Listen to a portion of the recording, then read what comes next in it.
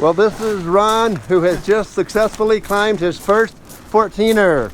Woohoo! Congratulations, buddy. Well done, sir. Well done. Congratulations on your first 14er. Thank you. So tell me, did you have a good time today? Yes, I did. Well, what did you learn? I learned about Brigadier General Pike. Did not hike this mountain, and that he navigated through the Mississippi River. All right. For 2 years. Yes, he was an expedition leader under Thomas Jefferson. So tell me about your experience here today. No, it was enjoyable. It was a fast pace, but it was okay. Was it hard? It was a few struggles with the legs and the shoulders, but it was accomplishable. Tell me about your health changes.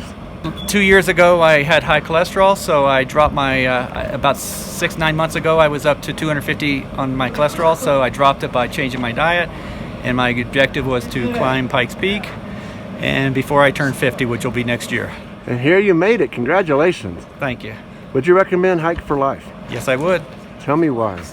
Everybody's been very nice, helpful. Not one of the employees or workers have been. Everybody's been great to me and my daughter. All right. Congratulations again, sir. Thank you. Appreciate it. You bet.